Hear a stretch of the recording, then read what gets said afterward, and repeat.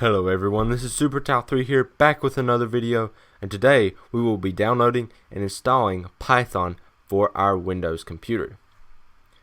So the first thing you'll want to do is go to your favorite web browser and type in python.org.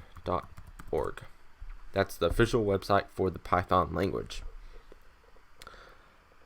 Go ahead and go to Downloads, Windows, and right here we have Python 3.7.4. This was released on July 8th, 2019.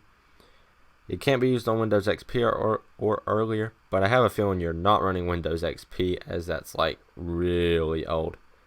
So you should be fine.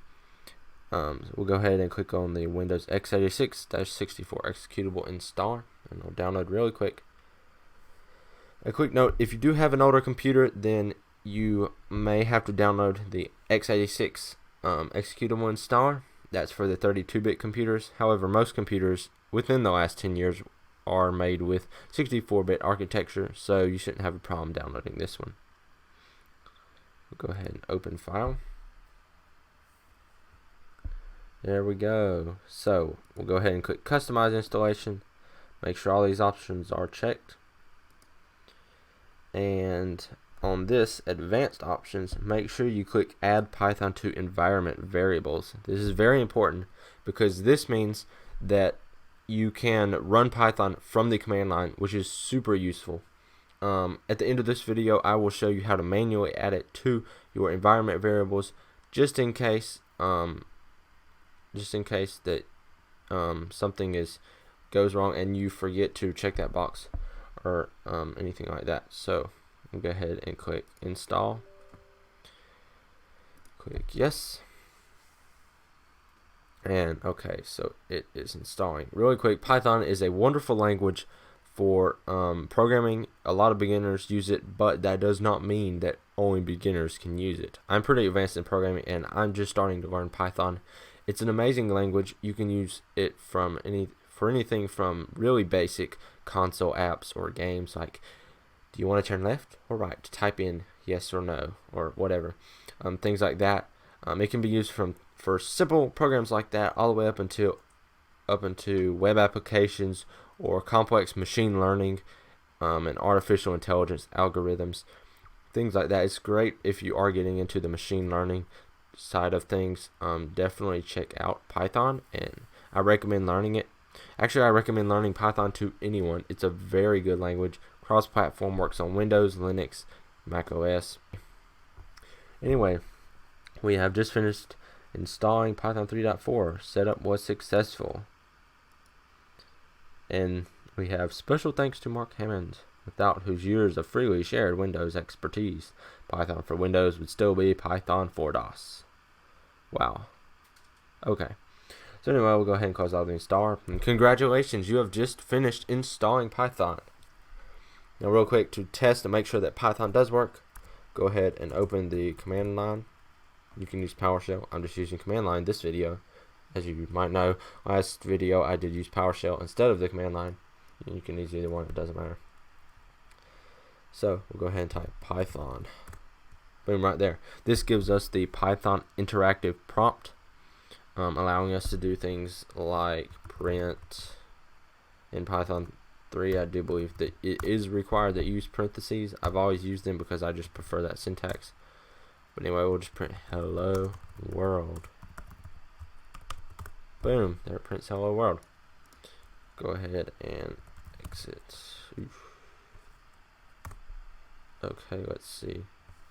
Control Z, return. There we go. So we just got out. By the way, something really useful. I love clearing terminals. In Linux and in PowerShell, you just type clear. In the command prompt, it doesn't work. You have to type CLS. Just a quick note. It's okay. When you install Python, it also comes with the IDLE, their little editor. So you can go ahead and you can open that and play around with that, writing scripts. It's interactive like in the command prompt. However, if you wish to edit code with it, you can click new file and run things like print hello world. Main reason I don't use this I in fact use Visual Studio Code. I'm going to come out with a video really soon on how to install Visual Studio Code properly on your system. Is that it does not have auto completion. I have to actually complete my parentheses. So you can save the file. We'll go ahead and save the file. It's .py file. So go to desktop and save it as hello world.py. And you can run it. There we go. Congratulations. If you have not ever written a program before, you have just written your first program in Python. It says hello world using the print statement. I'll be coming out, like I said, I'll be coming out with videos about Python pretty soon. Oh yeah, and really quick, so one useful thing is running a Python script from the command line. You want to go ahead and change directories into the desktop. You just type Python hello world.py. Now, if you do not have Python added to your path, this probably won't work. So, really quick, how the way to add Python to your environment variables is go to environment, and it shows up edit system environment variables. Go ahead and click that. Go to environment variables, path, edit, and right here. Okay. I just saw this. This is the user variables for tau. We go to system variables, edit. We'll go to path, edit. You can see you have Python 3.7 right here in the path. So, but if you were to add it, then you would just click new, and you would add the path to Python. With a little digging around, you can quickly find the path that it defaultly installs to. My installation was first done with the Visual Studio, Microsoft Visual Studio, the full IDE editor. Not to be confused with the lighter weight, extensible Microsoft Visual Studio Code. So that's when I send this directory. Alright, so I hope you enjoyed this video. Please hit the like button and hit that subscribe button. Smash the notification bell if you want to be notified every time I make a new video. I'm going to have some more helpful videos coming out really soon, so please stay tuned. If you had any questions about this video or any problems came up that I didn't cover here, please hit me up in the comment section below. Likewise, if you have new ideas for future videos, also hit me up in the comment section below. I'll try to respond to each of your comments. And as always, keep coding. This is SuperTal3 signing out.